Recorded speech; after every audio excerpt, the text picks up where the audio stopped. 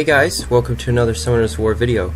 And I know you have questions about these new artifacts and the sub-properties, because that's why you clicked on the video, right? So did these people. They didn't click on my video, but this person asked, can anyone explain how the X increasing effect works? For example, crit rate, is it just a flat increase, or is it with the buff, crit rate buff? And this other person said, yeah, it's with the increased crit rate buff, it gets a bonus. And then someone else asked, but is it just added, or do you get 5% of the 30% buff? And then they responded, who knows? Wishcom to us told us. So I have the whole list here, and I'll go in game to kind of show how I tested them. But basically, to answer that question, it is a percentage of the buff percentage. So crit rate buff is 30% crit rate, 30% bonus to that crit rate, to the crit rate buff would be 39% crit rate buff. However, that's not the only interesting and questionable sub-property in this list. There's several. I mean, I had several of my own, you know. Is this how this works? And some of them I was hoping that it would work a certain way. Sometimes it turned out that way, sometimes it didn't. And if you have any of these ideas of like, I hope it turns out this, I hope this is how it works, or that they change it to make it work this way, go ahead and leave a comment and tell me what you want it to work, or what you want to work a certain way and how.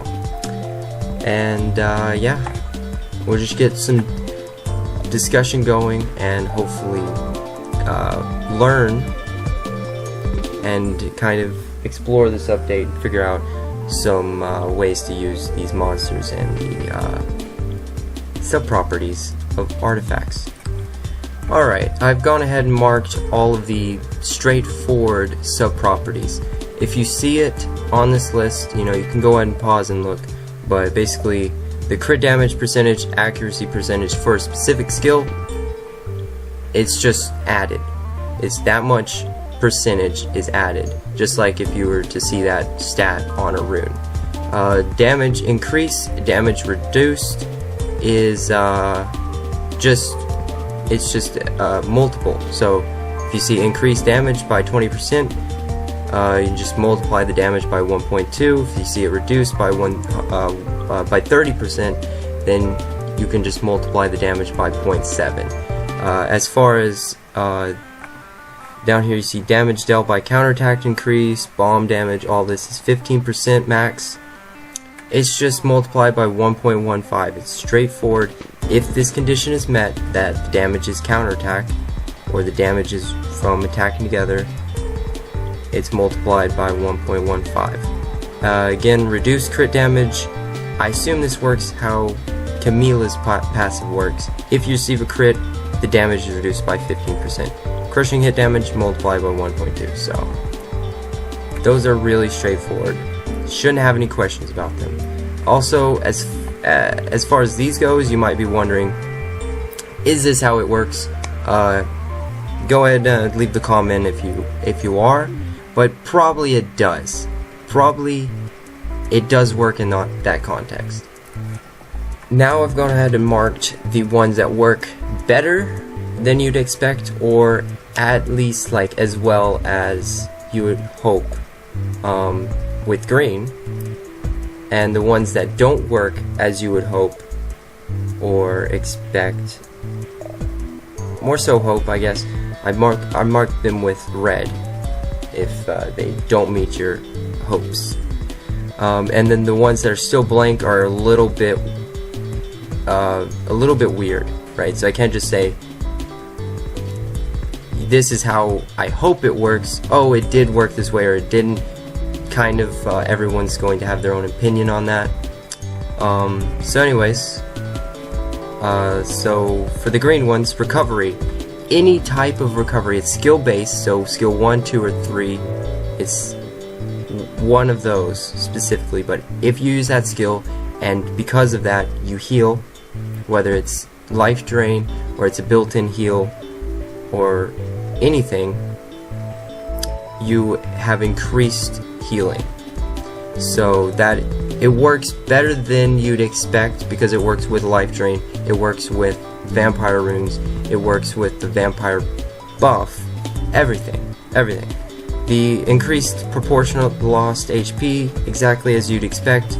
I assume, I haven't actually tested it, but I assume it's linear from 0% increase at max HP to the maximum increase at 1 HP, and then of course 50% of the max at 50% HP. So it's just increase of stats by a percentage of your max stat.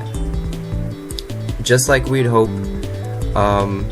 I don't really see how it could be any different. Damage received under inability effects is just a damage reduction, like I said before.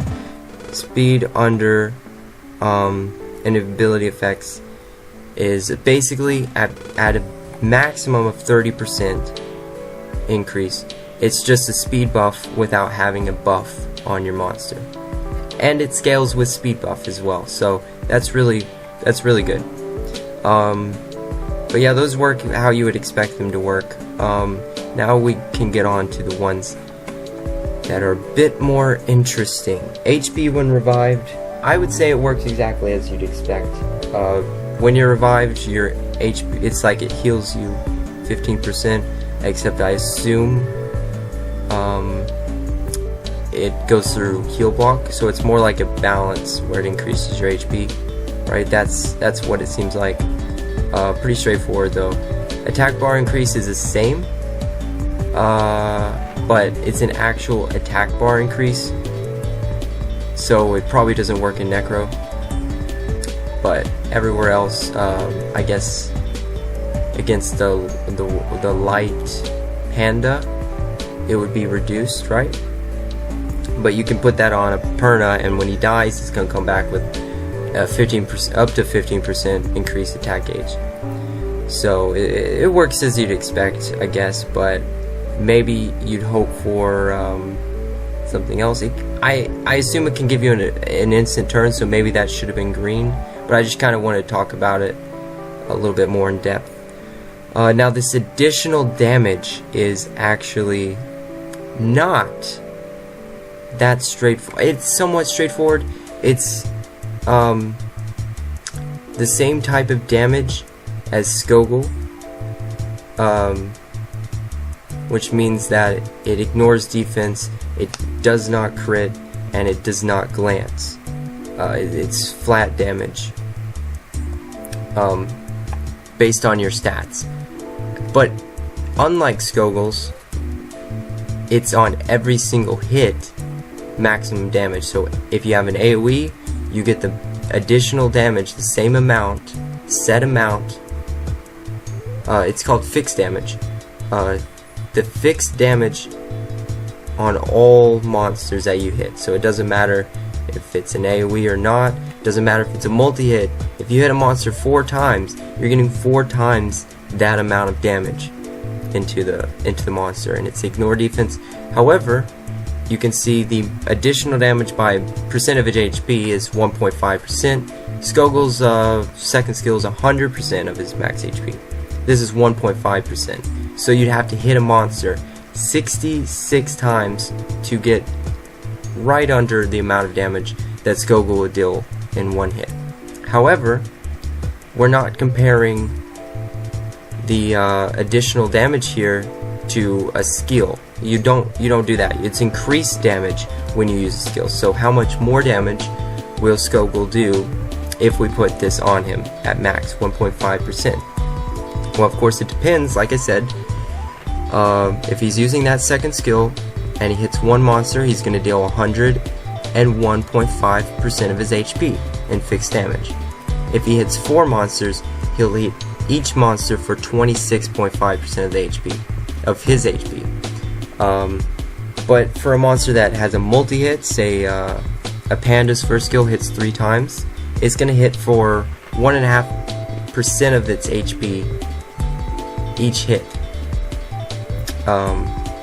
And then the percentage of attack and defense are just 20%, and those come out to similar amounts, except you can actually use attack buff and defense buff to increase these amounts, and there's scaling with the increased proportional to lost HP.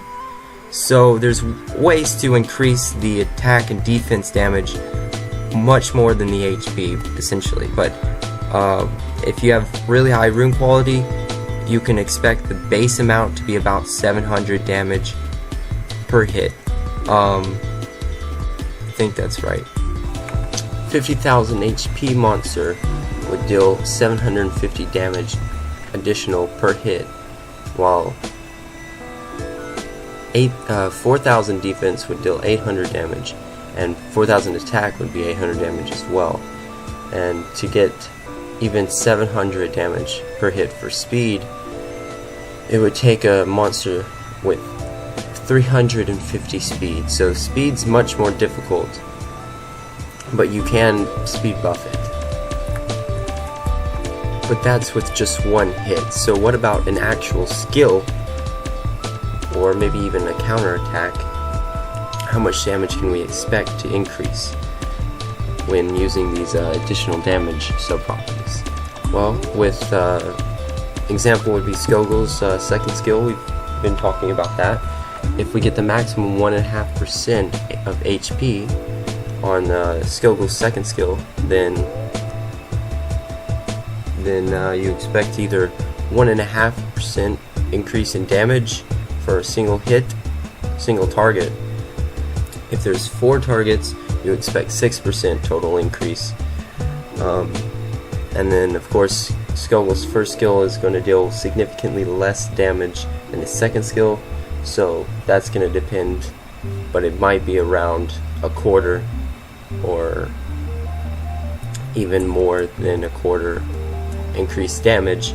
But really, when you're using Skogul, are you looking for damage on the first skill, or do you just want his second skill damage? So that's the simple example of a Skogul who deals fixed damage based off his max HP. But what about a monster that scales off of crit rate and crit damage? So for example, Lucian, we usually look for his third skill damage, and for mid game we're looking for at least 10k per card, and so that's probably about 3,000 attack, 4,500 with attack buff, and that attack would translate with 20% to 900 damage per card, and that's significant. If you're dealing 10k per card, then that's almost 10% increase. However, even for Lucian, I think the factor that I would be looking at to decide, do I want additional damage on this monster, is, does he have high base stat? And second, is his crit rate low? Because if his crit rate is high, and he's getting lots of crits, crit damage is just more valuable. But if he's not critting, and he has a lot of multi-hits, then maybe consider actually going for some additional damage. Alright, finally on to the actual monsters and the artifacts that we tested.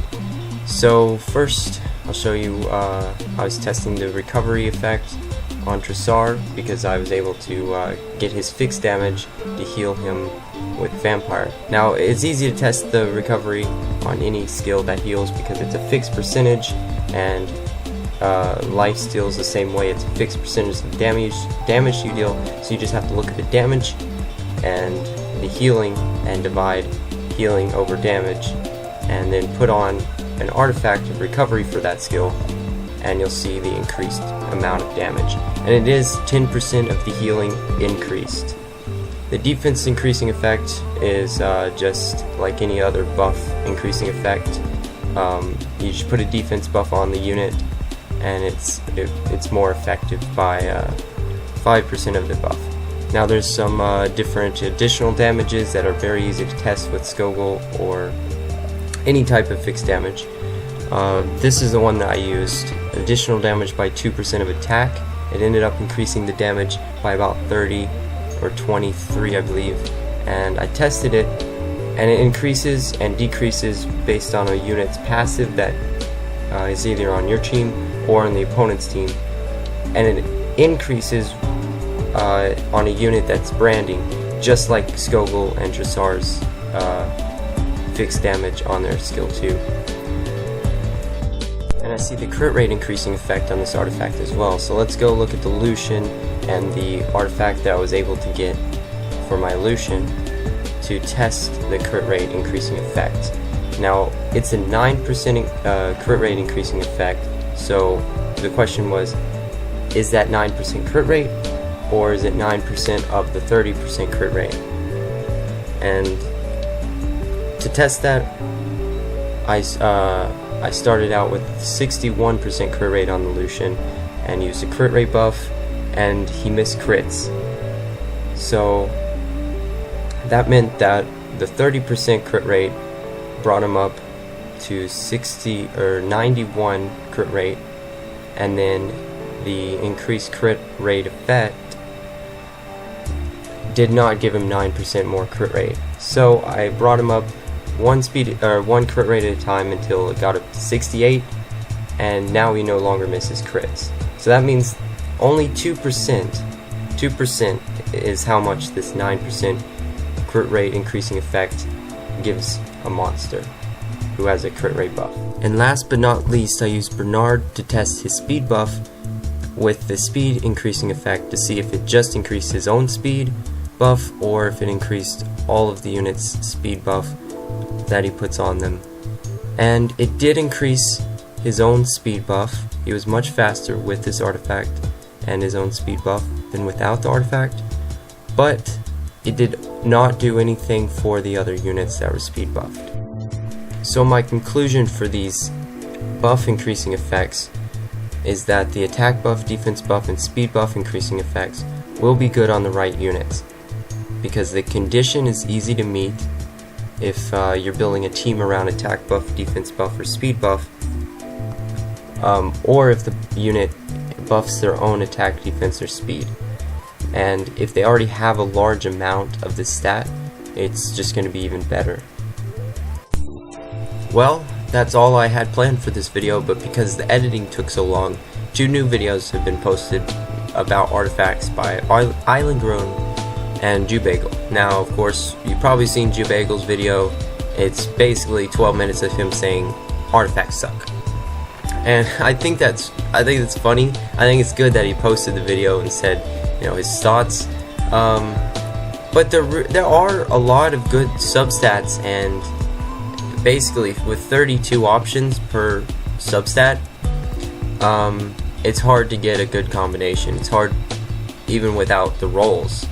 The rolls just make it even harder to get a good artifact. But maybe they'll change something, maybe not. Either way, I'm fine. I'm happy with these new artifacts, and I'm interested to see what different combinations we can figure out. Now, Island Grown's video is his podcast. It was a short one, but yeah, they pretty much just talked about artifacts and like the new dungeons and stuff, like what their experience was, what they were looking for, and what they thought was good. And it seems like they don't really know too much other than increased damage and speed and stuff is really good. But yeah, we're gonna have to see what actually works out the best in the future, because I don't think what I've tested is anywhere near good enough, because I didn't test it in content, I just got the numbers. But they did bring up a question of how does the converting substats work, and it's basically just like gems. Imagine, I think a blue gem is what you could compare it to. A rare, I believe it's called a rare gem. So that's the minimum gem value that you can get, because an epic could give you like almost, I think it give you 3 rolls or 2.5 rolls max, and then a legend's like 3 rolls, or maybe a legend's 2 whole rolls or 2.5, and a hero's at most 2. but either way, just the normal conversion is like a blue, the minimum conversion stone. So yeah, that's gonna be it. So thanks for watching.